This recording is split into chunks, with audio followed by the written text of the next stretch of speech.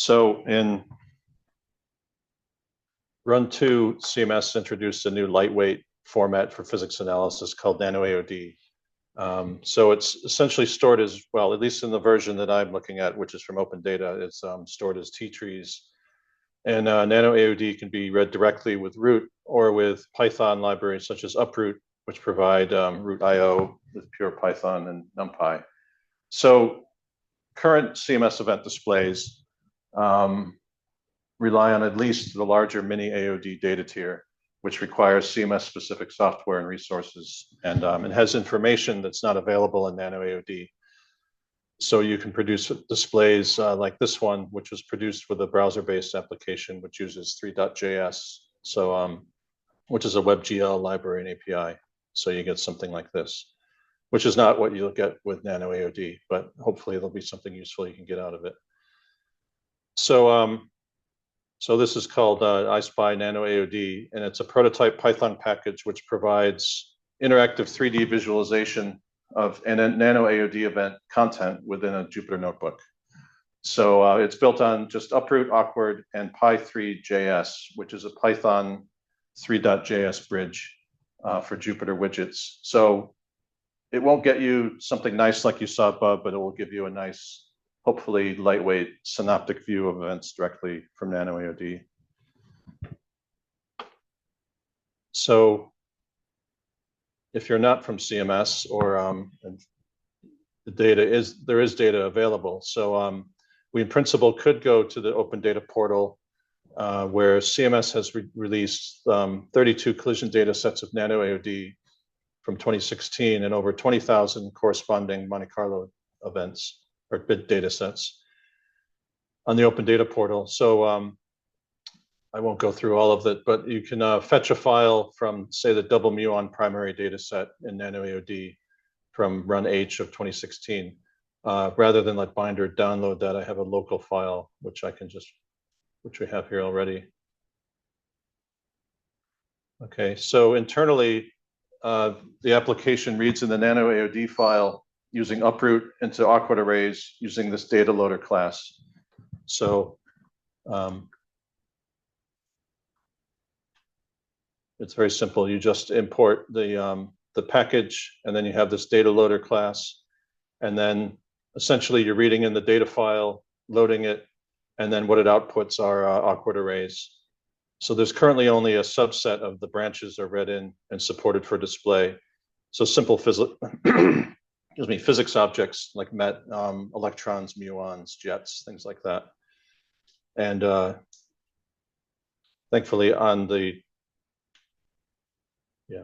so you can go to the net. This is a link from the open data record where you can see all of the content available in the NanoAOD file, which is very useful, but maybe not for visualization. And it's only supported a small subset of these branches, at least for now. And you can see the output that comes from this when you read it in. So we just have the events. So we just have a subset. And then if you just look at one event, you can see the content. Or in this event anyway, you have two jets, two muons, etc. So the API is very simple.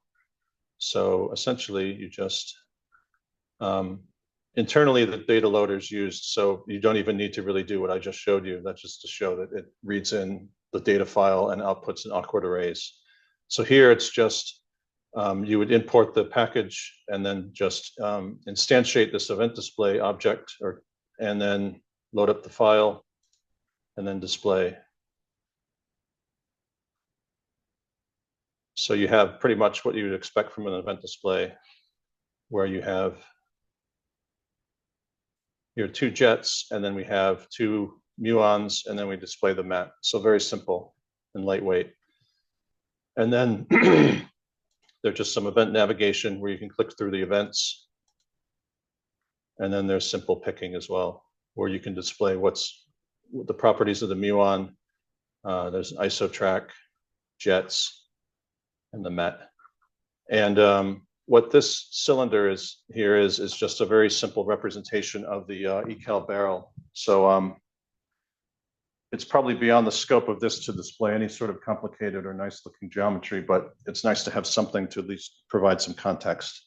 So this is kind of a, I don't want to use the word fake, but kind of a fake ecal barrel with the kind of general geometry to give you some context about where you are and what you're looking at.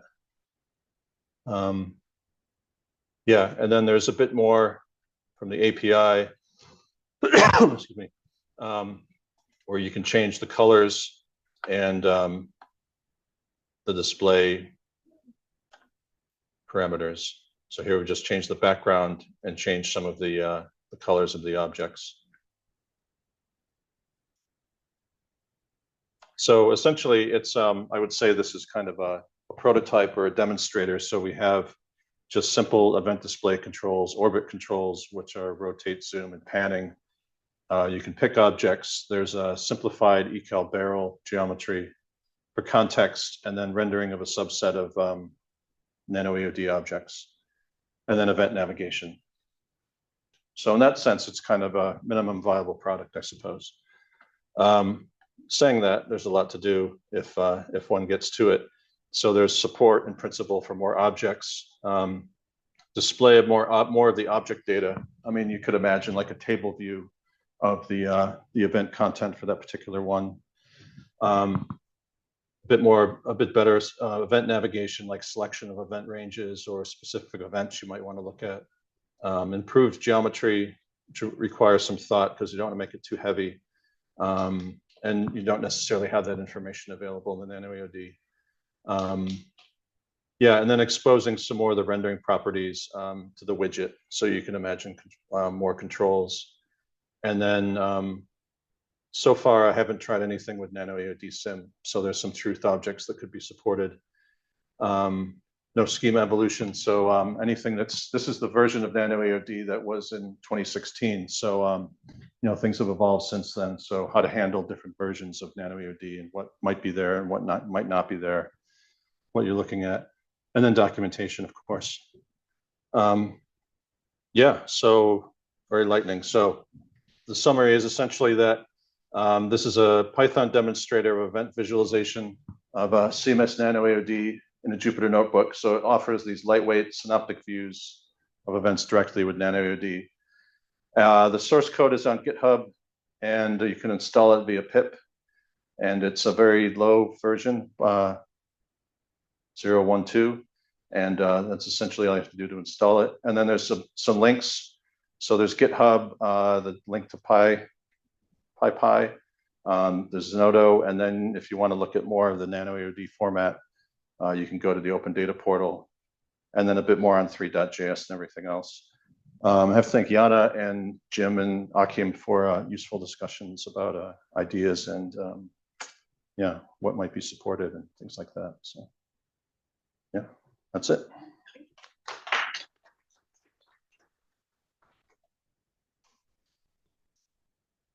Thank you, Tom.